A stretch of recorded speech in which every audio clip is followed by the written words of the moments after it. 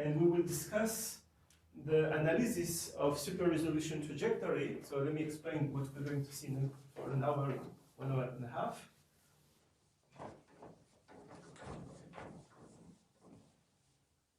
How do you analyze massive amounts of trajectory? So analysis of single particle trajectories. So you know that due to the revolution in the field of instrumentation and microscopy, people can now label single receptor on the surface of the cell. So if you have a neuron, neuronal cells with them spine, now you can look at how they move, and you can get trajectories. So you get, at that time where we started, we were able to get at least, in average, 7 consecutive points with a time step delta t, which was about 20 to 50 milliseconds. I think it was 50 milliseconds, or you can go much at a shorter time. And now the question is, if you have an ensemble of all of these trajectories, what can you reconstruct? So this is the question that are going to be of interest to us, is what can be reconstructed? What can be reconstructed from, so we have an ensemble, let's call it big lambda, where you have an ensemble of trajectories, so you have a sequence of points, xk, k, let's say from 1 to 7 or to, and this you have this your ensemble. Take all the ensemble of all points of all trajectories. What can you say about, one, the dynamic, and second, about the organization that the trajectories are seeing? What can you say about the organization of the microdomain?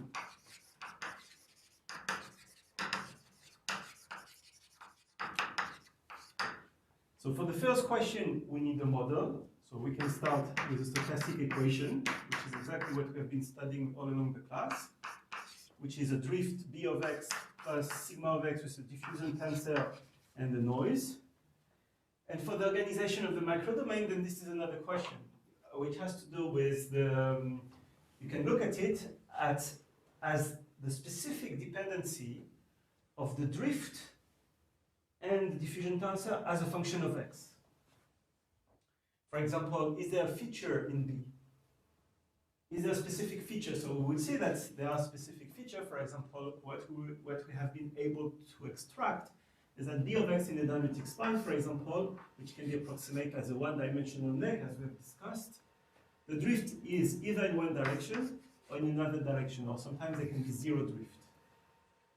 So which say that from the properties of the dynamic, we want to infer some long-range properties in time for this structure. So the question is, what can we extract? And how do we extract information? Suppose you have an equation like this. How do you extract B from empirical data? Now we are going to have data point, which are going to look something like this. This is what you get under your microscope. How do you calculate, can you recover B from an ensemble of points? What do we need about the trajectory, about this ensemble of trajectory, to make sure that we can recover B, or we can recover the sigma of x? Right? So the short answer was that the super resolution allows you to do it. And this was the revolution, because not only because you could see something that you could not see before the diffraction limit, but because you get a lot of redundancy. And the redundancy, the fact that a trajectory, there are many trajectories that are going through a single point, this is exactly what you need, because B of x is going to be expressed using the expectation, which means the average over trajectories, your average over your ensemble. at each pieces. Before that, before the super resolution, before you could acquire so many trajectories, people were just doing the analysis along long trajectories. They made a lot of effort by having quantum dots, which are nanocrystal, which are very stable. They do not bleach. I mean, they bleach, but it takes much longer. But you could not get this information. That's why when this happened, when they had a lot of these trajectories, the idea is we could use now the classical inversion formula to extract biophysical parameters from that. So this is question number one, and the question number two, that's where question, let's say A, and question B, that we're going to address, is what happened when your signal is corrupted. Corrupted by what?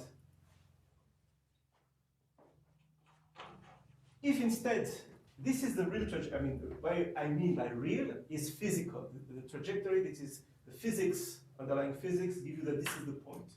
But because of your instrumentation, because of the fact that there is a point spread function, there is an error. That is, your algorithm or the ensemble of your instrumentation gives you that the point that is given to you is here, not this one. So this is the point that you are measuring. Let's call it, this is x7 and this is y7. And instead of reporting that point, it's this point, y3, and so on. So you end up having a trajectory like this, which might be close enough to the real trajectory, but still it's not the real trajectory. So you have access to yn. What can you reconstruct about this b and sigma of the real trajectory? Right? Can you reconstruct not xn, because it doesn't really, it's not very interesting to reconstruct xn.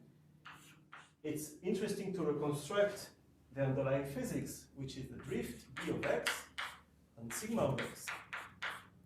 Because if we know this, then we can reconstruct whatever we want. Right? So can we do this? So for this, we need a model of the noise. Right? So this is going to be the subject of the next hour. Okay, let's break 5-10 minutes.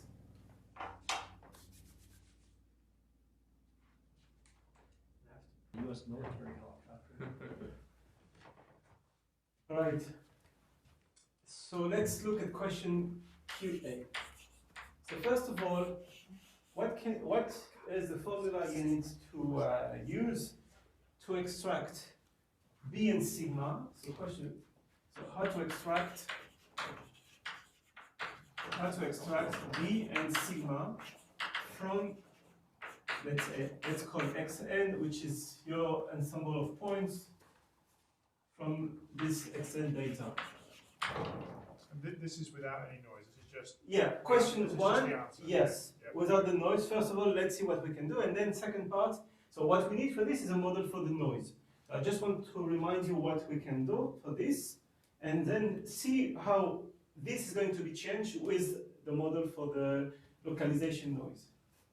So if you have the data like this, let's go back. First of all, we have to go from a continuous to a discrete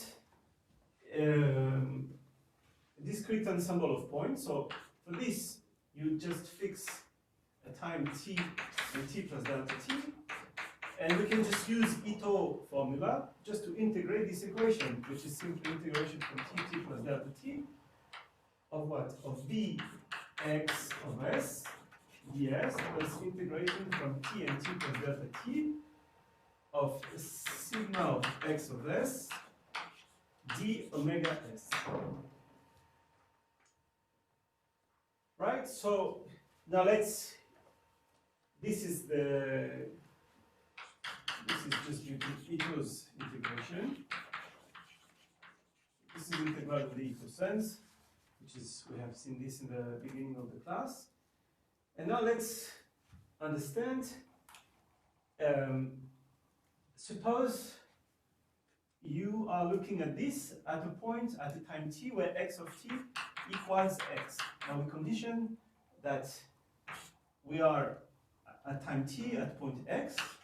And now let's see what happens when you take the expectation of this, what does it mean? It means you take your trajectory, another one, and you average of these quantities, so that this point is at x, so we take the expectation of this, right? And I can always divide here by delta t. So let's rewrite this. This is 1 divided by delta t, integration from t and t plus delta t of the expectation of this. So you want to calculate the drift, dx of s, conditioned that at the beginning you are at position x, you integrate ds, plus the expectation of this, but this is exactly 0 because this is t plus delta t, sigma of x d omega s, but because of the properties of the noise, this is exactly when you average this is the non-anticipating function, and this is exactly 0. And so if we take the limit, this is 0. So if we take the limit delta t goes to 0, this is just a classical integral. And then this is the classical function. So when t goes to 0, it converges to the derivative at the point xt equals x. But xt equals x, this is exactly b of x. So then b of x, by definition, or using this is going to be the limit, or we can always write it this way. B of x delta t plus O of delta t equals expectation of this, which is xt plus delta t minus x of t, conditioned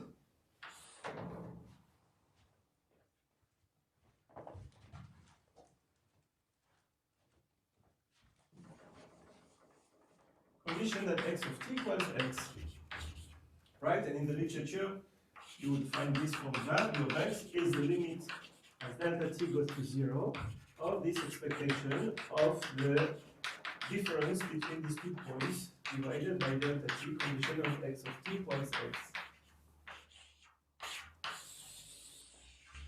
Now this is quite interesting because this tells you a lot about the procedure to reconstruct V from data.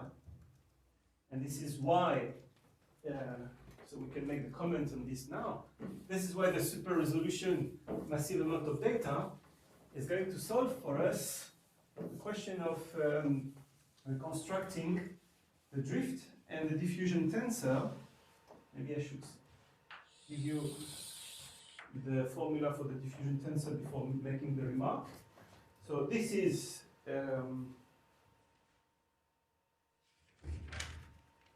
yeah, let's do this and then I will make the following remark. So this is a characterization of B of x. And now how do you characterize sigma of x? You just take this quantity square and then you do the same. So again, I'm not going to do it, or you can use Ito. All right, so you get sigma, so in dimension 1, sigma of x squared divided by 2 is going to be the limit of delta t goes to 0 of the expectation of xt plus delta t minus xt squared divided by delta t, conditioned with x of t equals x. And how you do this? So for example, let me ignore 1 second this, I just write the approximation for this, like b of x ds. So if you approximate this, the way you can see that this is b of x t delta t plus sigma x d omega. Now you have to take this, calculate this square, take the expectation. So of course, if you think about the term of the drift term, when we're going to put it square, right? So this is dx squared. So this term squared is going to give us a term in delta t squared divided by delta t. When delta t goes to 0, this is going to be eliminated. Then we have again the mixed term, which is 2 sigma d omega b of x delta t. So again, this is going to be, when we take the expectation of this, because of the d omega, this will kill this term. So this is d squared delta t squared plus this, and plus here you get sigma squared d omega squared. And then when you take the expectation, sigma is going to be frozen at x of t equals x. And here this is exactly delta t, and when you divide by delta t, this is why you get here this term. Again, I haven't done exactly this formal proof, but you can see where it comes from. In n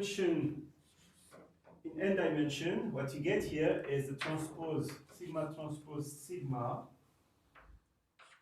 ij divided by 2 equals the limit of the expectation of xi.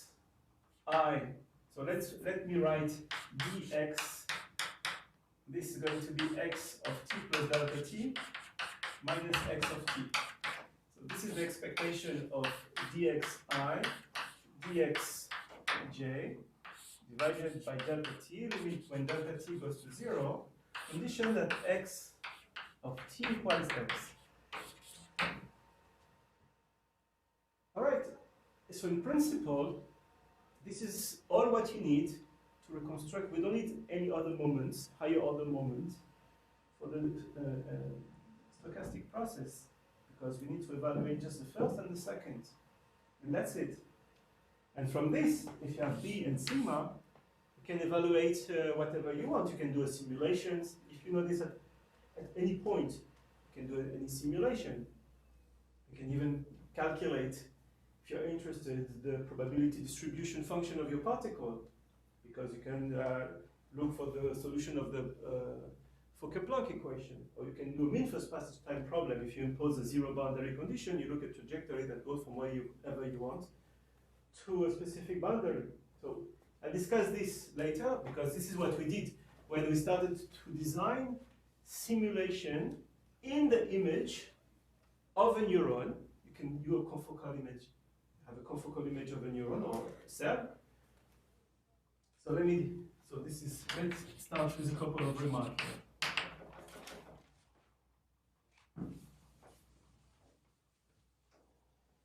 So remarks. First, remarks number 1. Are we in this condition? So, if we can calculate this quantity, of course, in the process of getting your images or your sample, then usually delta t is fixed. So let's suppose delta t is fixed, small. Then what is the estimator for this? So you have your data.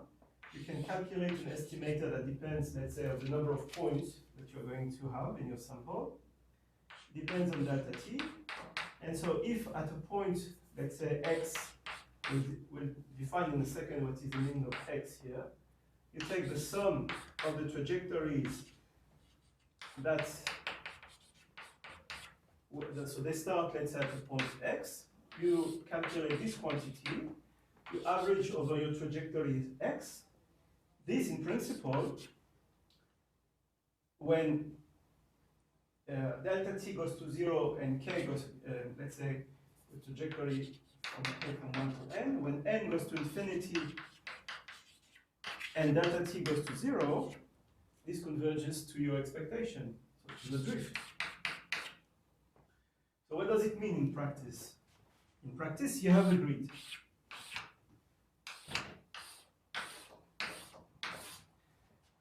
And so we need to specify a resolution. So suppose this is dx.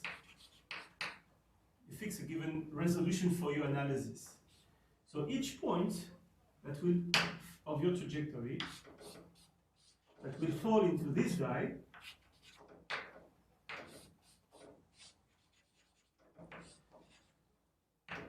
you are going to coarse grain all of these beam into 1. So this is going to be your x. X at the resolution delta x. And each time you have a point of any trajectory falling into this, you calculate this quantity. So of course, there's going to be a certain x1, I mean, not exactly the same x, but this will represent your x at the resolution delta x. And this should converge to b of x. Now, of course, you have to find out that you have enough points n, and delta t is small enough.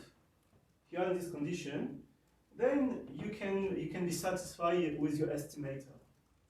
So we did some analysis. I mean, some. Often you only have short tracks. What? Often you only have short tracks. You will have short tracks, but you need enough of them. That's the idea. That's the idea that you do not need to have long tracks, but you need to have a lot of short tracks that are spreading, exploring over the surface of your sample. So the first remark is we need many short tracks, or many tracks, many trajectories, and those trajectories should be redundant. What does it mean to be redundant? It means that at each point you would like to, well, you are interested in calculating this quantity, you need enough trajectories that come through that point. And so, a couple of years ago, we gave an estimation for delta t equals 50 milliseconds. We were quite happy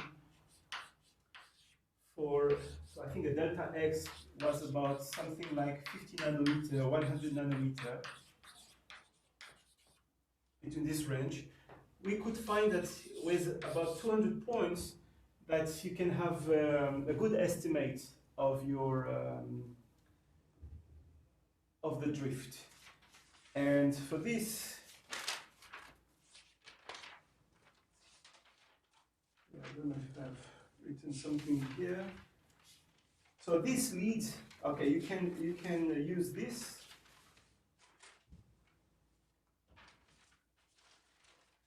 You can try to get an estimate of the error. So if you do b of x minus this estimator, you use basically the Ito calculus, which is here. So this minus this equals basically to Brownian motion. So you can get estimate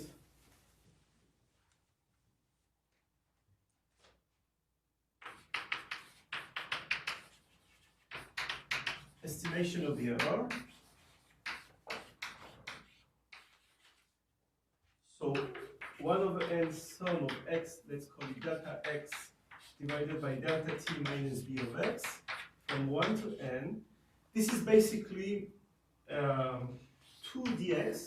Dx is sigma sigma transpose, divided by delta t, 1 over n, sum. So this is the calculation of this over data, if you have an ensemble of data. So dx is your point at t plus delta t, minus what happened at time t, minus b of x, minus the drift. So this is square root of this sum from 1 to n, and those are Brownian independent variable, IID, of variance 1. And basically, you see that this is going to be of the order of, so 1 over square root of this, so you take 1 over square root here, and 1 delta t, this is basically, this is of the order converged to a constant, even if it is 0, so you know that you are making an error of this order, of square root n delta t. It should be even better than this, but this is of this order, because 1 over square root sigma of this variable, this is the theorem of large number theorem. So it converges to a Gaussian. So you get 1 square root. So you see that, of course, you have a trade-off between delta t and n. When delta t is fixed and n is large, it's converged to 0. So you need to, when you do your measurement, you need to find, for you, you cannot have so many points. And so you have to make sure that this is small enough. So to come back to your question, or to your comment, so we need many trajectories that are redundant. What does it mean? It means that they have to cover your region of interest. So you're going to define a region of interest. So you have to define a region of interest. For example, you can take a region of interest, which is the ensemble of the pixel. So I don't know how to call them, the ensemble of pixels, where, for example, you want to give you the number of points in these trajectories. In each of these pixels, let's say, is bigger than a threshold. So, for example, you can take 200. You can take. So, for example, we lower our estimates to 50. So now you can do your analysis in this region, where you can use the empirical estimator associated to the expectation, like this one here. And you can do the same for your diffusion, for the diffusion tensor. Instead of dx, you write dx squared, and you have an estimator. So let's call it S2, which is your estimator for the. So this is the sum of xk t plus delta t minus xk. So this is going to be squared. So of course, now if you're in dimension 2 or 3, depends which part of the tensor you want to get. Otherwise, you have to construct it with what you have done here. You take the projection of the coordinate in x, projection of coordinate in y. For example, if you're in dimension 1, there's no problem. So you calculate this over k such that your xk here is equal to x. And so you define, this is S, let's call it like this, 2k and delta t. And this is an estimator of the diffusion coefficient. And from this, you'll be able to estimate the parameter of interest, the one that allows you to recover your stochastic equation.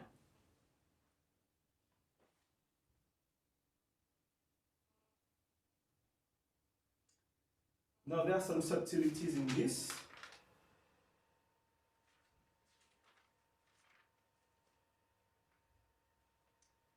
First of all, let's connect. Can this be connected with 40 years of approximation that people have done using mean square displacement? Those formula that I gave you are exact. They are exact because they are the consequence of Ito calculation. This is the way to recover drift and recover the diffusion tensor. Those are the exact formula. Delta t goes to 0. Exact formula, delta t goes to 0. But I mean, except this, they are the inversion. Yeah. Just to comment, if you take drift diffusion as the model and then you try to do maximum likelihood estimation of the parameters, you get these formulas as well, which is not surprising, but it's a different way of looking at the same thing. These were derived first. I saw them in the book of Feller in 1958 or something like this. 57? 58? Okay. I haven't invented them. They have been known. Just that now we can use them because of the redundancy. This is the new idea, that there is enough data now for this.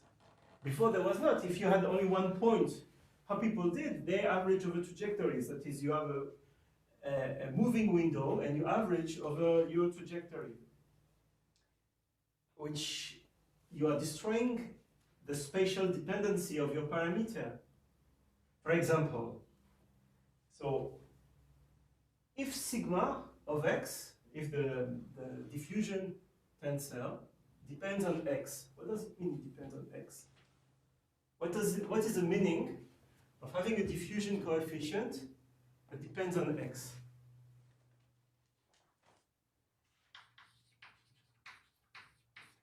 If you have a diffusion coefficient that is not the same, so if you let's think 1 second. If you have a membrane,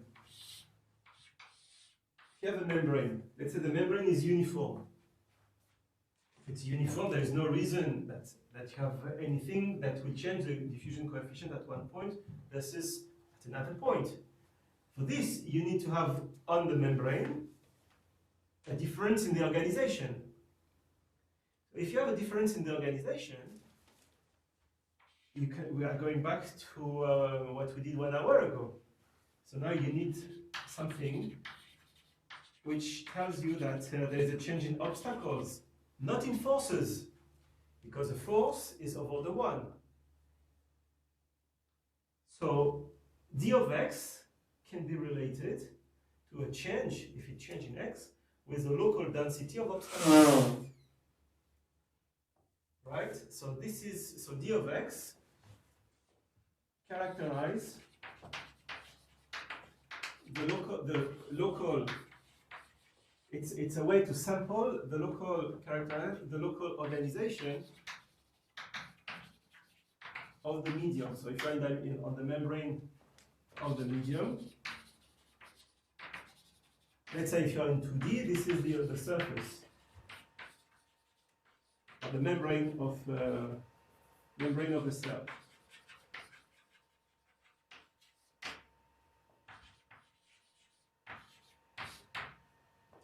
So I just want to make this comment. I'm not going to write anything. So that's why when you remember what we did 1 hour ago, this is exactly this. We said if now we have d of x as a function of x, and we see that there are places where d is changing, can we from d of x recover the amount of obstacles? And this is exactly the formula I gave you. If you know the ratio of d of x divided by the effective diffusion coefficient, which my partner, my biology partner at that time did, by washing, they put something that to wash all kind of obstacle on the membrane. And so then they could calculate the diffusion coefficient. And now, by comparing the difference of the two diffusion coefficient, the one where the membrane was intact, compared to the case where it was perturbed, we said that then the differences should have been due to obstacles.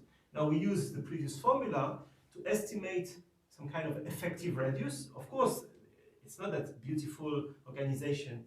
Yet, if things are moving, it means that they should be hindered by these main obstacles.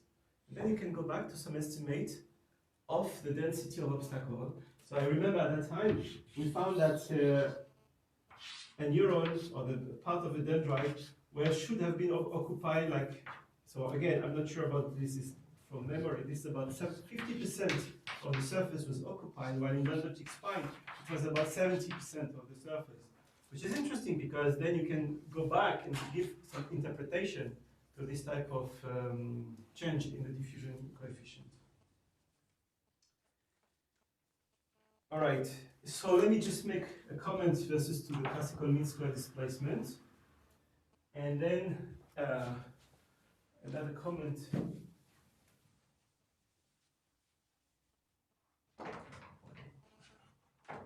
So let's say remark 3.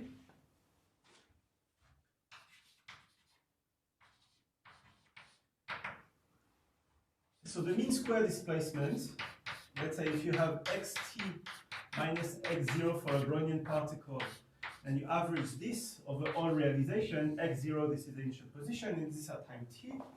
What is the classical approximation? Then you take all the points, the intermediate point, and if this is a Brownian trajectory, you can just approximate this as a sum of, let's say, k delta t minus k minus 1 delta t. You have this telescopic sum, and because everything is purely Brownian, you have this approximation, which you can use here, the classical approximation. All of them, if the diffusion coefficient has to be constant, so you have whatever is your trajectory. If the diffusion coefficient is the same in each lead, and if you are, let's say, in dimension 2, it should be 4dt, where n is such that n multiplied by your delta t is equal to the t of your trajectory. So basically, this is what you can find in the literature. So this is the way that people have used to calculate the diffusion coefficient along a trajectory. That is, you use this empirical formula, which is only true if it is Brownian, because if it's not, if you only have, suppose you have a drift. The drift here in this xt plus delta t minus xt is going to be there all the time. So this cannot be, when you do this and you have a drift and you don't know that you have a drift, you are making a lot of mistakes because this is incorrect. So you're putting drift into the approximation of the diffusion coefficient. So this is what has been approximated, has been used as an approximation. This is 4t, what is t n delta t, sum of xk plus 1 minus xk, and you average square from 1 to it. So this was, and this is obviously completely incorrect if you have a drift. It's okay if you have a pure Brownian motion.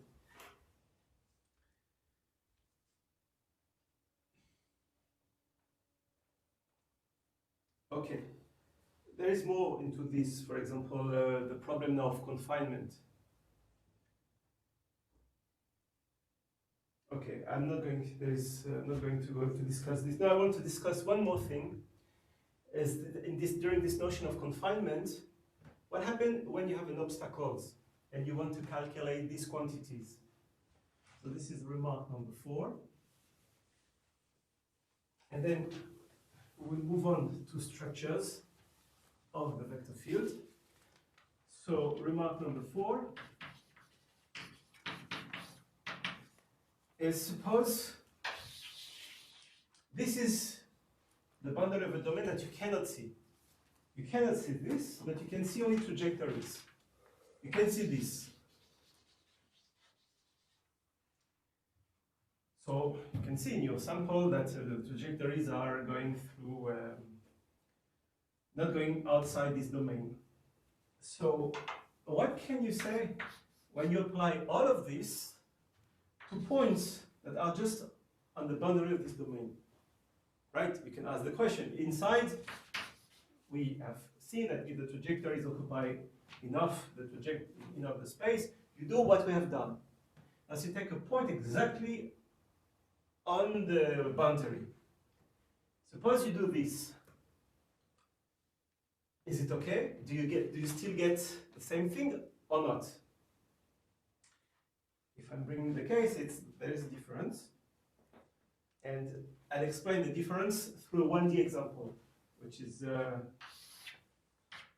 something we have looked at. Suppose you have a stochastic process.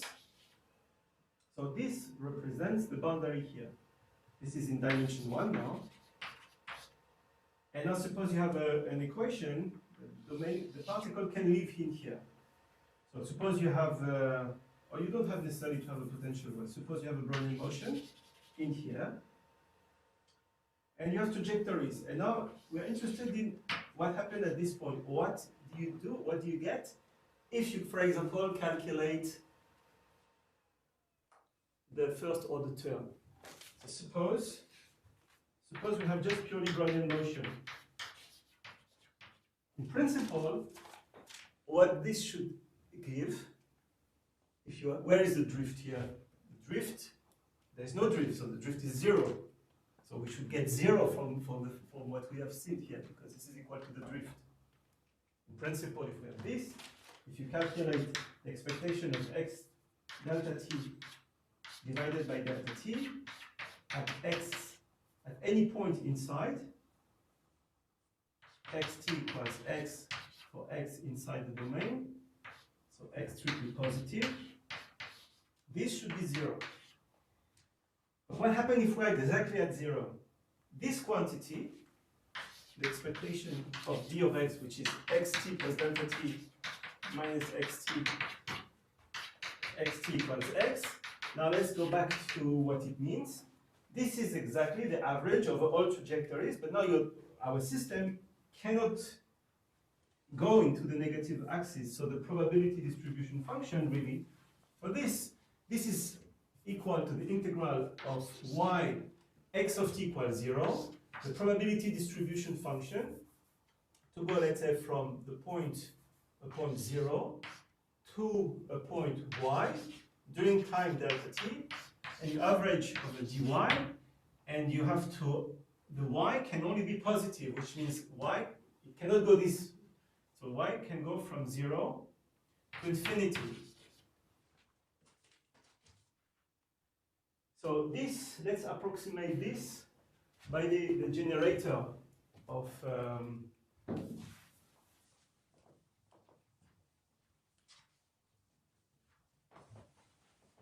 okay, I'll finish this and then we'll move on with the last question.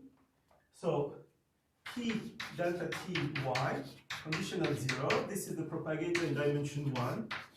So I'll approximate with the first order term. There is a, if we have here, there is a reflection, but it's the same with the reflection, it will give the same. So I'll approximate this with the first term, which is exponential of y minus, is it correct? Yeah, there is no minus, so this is minus y squared divided by delta t. So this is the heat kernel in dimension 1, 4 pi d delta t, and here there is a 4 probability d.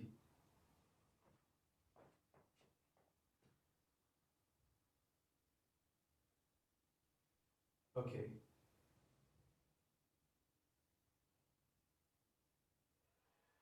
Even if the particle can go, I'm interested, I mean, I suppose there is a reflection here, so the idea is that the next point can never be this way. So if you do this calculation, now we have to put this into here. So what do we get? This is, now we can just integrate because there is y, and this is correct. Yeah. So you can just integrate this, right? So if you integrate this, what do you get? This is a derivative, so you have to differentiate this. So there is a minus 2. So we have, this is 4d delta t. Then there probably is a factor 2 with a minus, an exponential of all of this, divided by 4 pi d delta t. And you have to integrate this from 0 to infinity, which is going to give us, at infinity this is 0, and minus with a 0, there's a 1 here. Delta t goes away, there's 2 goes away, and what we're left with is square root d delta t, something like this, and maybe there is a pi somewhere. Is this correct? Yeah, modulo factor 2. No, it's correct, right? This says that if we do such analysis at a point at the boundary, we are going to get something that is of order square root delta t. Not delta t as expected, because we are just sampling over a trajectory. Basically, you are creating a drift. And there is an apparent drift because no trajectory goes out. So there is an apparent drift in one direction, which is not, and again, I haven't put here drift. You can also do that calculation with a drift. But without a drift, you can see the effect. There is an apparent direction, much bigger than all what we are going to get, which is going to be in square root delta t, in delta t, not square root. And here, because of the square root, it will give you a bigger drift, which you can observe if you do simulations of all of these. You calculate this, you see that at the boundary you have much longer drift than at the center. Okay, so this is something to keep in mind while doing the analysis of the trajectories. Sorry, David, can I ask a question? So, if you did a reflecting boundary, yeah, right, would it be different, or do you actually get the same answer? So here, if you get a reflecting boundary, yeah, it's a bit different. If you get a reflecting boundary, the Generator is a little bit different. yeah, the generators, because of the generators, you get plus. No, I think it's the same because I mean, what is your boundary condition here?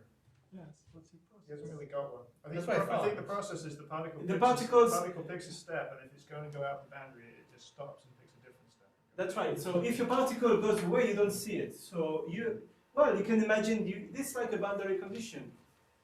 If you have like a reflecting boundary condition where the flux, if the flux here is 0, I think what you're computing is absorbing boundary, but conditioning on not getting absorbed. Well, but then you have to be careful, because then you can't be actually at the boundary, you have to be close to the boundary, and then as delta t goes to 0, you get the what you get here, yeah, okay. This is because if you do a reflecting boundary condition, you have flux 0. Here, what you have is that you can do this calculation is important. For example, when you have defined a domain, suppose you have defined your domain, and you take a point x that cannot, the trajectory that cannot, if the point x t plus delta t is outside, you don't take it. You can only take trajectories that goes inside. It's like it's like an absorbing boundary. Each time the particle goes here, it is absorbed in the sense that you are not counting it for your data. Like Schuss's book, this is like the one-sided flux, essentially? Yeah, it's a unidirectional flux. In this unidirectional flux, so why I'm bringing this, because we found it that if you don't have enough, if you have defined a domain like this, and you calculate your diffusion coefficient, which you can by this, and you account for trajectories that escape, because there was so many little trajectories that were escaping, we found that there is a big discrepancy versus calculating your object by just calculating where the point t plus delta t is inside this domain. So if you just restrict this analysis where the point, the t plus delta t point is inside the domain, versus the analysis where you have a trajectory that can go over this domain, and there were little of them, because they were trapped in this structure, we found a difference in this diffusion coefficient, which we understood because of this effect, that there was this unidirectional flux. But then really what you're doing is, it's not that you have a boundary condition there, you're just taking, you're putting extra conditions, saying like, you're also assuming that x of t plus delta t is in the visible domain as opposed to the domain which is hidden domain. That's right. That's right. Right, but even if it was reflecting, the spirit of the calculation is very similar. It's just telling you you're going to have a apparent. That's right. Flux, yeah. I mean, in this reflecting boundary condition, you need to have here, there's an additional term, and actually you see there's a boundary layer where you see an apparent drift, which is of the order square root delta t. And this square root delta t is important because if you have delta t small, suddenly you can see when you do the analysis something big appearing. So this was the reason. It took us some time before we understand where it came from. That's why I wanted to discuss it here. Yeah, so if I remember from like Schuster, the point is that normally you have these very strong unidirectional fluxes that scale like that, but they cancel the leading order. That's And right. so the part that you get that shows the normal formulas is just the net difference, which is 1 over square root of delta. That's right. This is a second order term where you don't have balance of the fluxes. Okay. So now let me go. Can I ask Yeah. now a practical question? So can you use this as a diagnostic for boundaries? Okay. Is the data good enough? Okay. So this is a very interesting question. So we used. Okay. I want to answer not exactly this question. I'll show you how to answer the question of can you detect with this square root delta t if a particle is immobile versus it is trapped artificially. Well, let me back up. In a second, I want to discuss the problem of tracking. if you track an object and the object is immobile, because of the tracking error, you have the impression that the object is inside a potential well. Can you distinguish the case where you have indeed a real potential well, real one, compared to the artificial one due to this, and there is this delta t, square root delta t coming. That's one criteria. Now, if you have a boundary, how many points would you need, at which resolution can you use this analysis? Yeah, in principle, we should exactly use this. If you use this, you look at your trajectories. At the point here, obviously all your trajectory will point in one direction. If this is purely Brownian motion, now it may have a drift. If it is purely Brownian motion, you should expect that you see an apparent drift in square root delta t. So suddenly you will see a big arrow. You will see a large arrow compared to the if you have here no drift, inside you should have 0. So suddenly you see an arrow where everything else, everywhere else there was no arrows because they were pure Brownian motion. If you have enough points. If you have enough points, but in my opinion, you can do this, and this should be stringent because of the square root delta t. So you should be able to see in the data specific boundaries, if you have enough points, where the boundary is. So we did some simulation like this, and you can see on the boundary, you can see much bigger arrows. Now this is going to be confusing because, now let's discuss one. I want to discuss one more thing before. All right, so let's finish with the remark. There's the last remark on this is on data.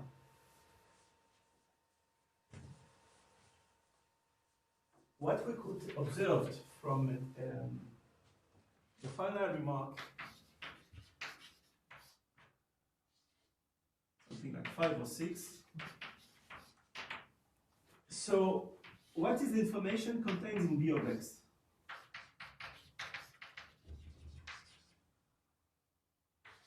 What is the information you have in here? So, what we observed is that there were a region, and this very interesting region, where the drift B of x was almost vanishing, and around this point, B of x could be well approximated by a matrix A multiplied by x. So that if the matrix A is symmetric, you can imagine that this comes from a potential well, and generically a potential well in dimension 2, generically it has to be 0, it is flat at the origin. So let's call it at the origin 0. So you have a minimum at 0. So the first order term is the second order term, which is generically this term. Right? Where A, and B are constants. So what does that mean? It means that are they regions? Can you be sure that the regions where you have converging arrows are coming from a potential well? And if this is the case, this is interesting because this is the type of features we were interested in identifying. That's, again, all of these procedures distinguish a reason for being confined. Why a particle is confined? Either because there are obstacles or because there is a force. Now, by doing this analysis, we have separated sigma of x contains crowding, and the first order terms contains interaction, like this is a classical Newton's law of motion. Right? The idea of the stochastic equation is the Smoluchowski limit of the Langevin equation, where you have velocity equals drift or force plus Brownian motion, And the Brownian motion can be affected by the obstacles. So this was very important to ask the question, when you have a vector field, now what are you going to get from your data analysis? From the data analysis, you get an ensemble of drift, a drift map, right? So you have B of x here, so you have a map for x in the domain. So you have, trajectories. And so what we have found is that there are regions where clearly you can see arrows that are converging. And so how do you characterize the convergence of arrows? You have to compare basically if you have an empirical field. So at each point here you have a vector field. So suppose you have dimension 2. Can this field be the gradient of a potential? So basically you are interested now in what we have defined in a minimization. You are engaged into a minimization procedure. Can you find u such that b minus gradient u? You want to minimize, so you calculate this at each point, xk. So you sample your region here. So at each point here, xk, you get a vector field. And you want to minimize this quantity to find, so you minimize in which space? In the space of the gradient, where you want to find a, and little b, and even the center, because obviously it's not given, you have to find the center. And this is actually a very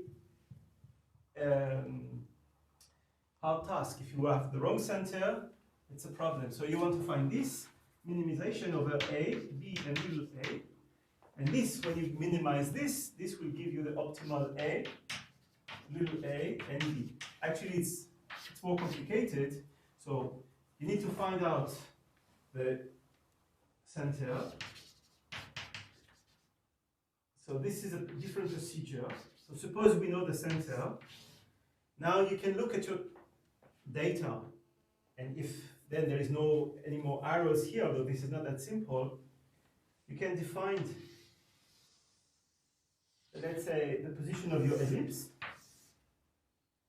So you can define here the lengths A and B. So if A and B are known, then just you minimize this, we are left with one parameter, and you can find an expression for A. A tilde, so this is equals minus, so this, when for example A equals B, this is 1 over square, and you have to sum of bi xi plus b.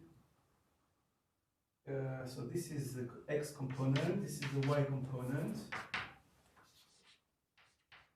Y, you have to sum from 1 to n, divided by the norm of xi squared plus y squared. So you have to sum from 1 to n.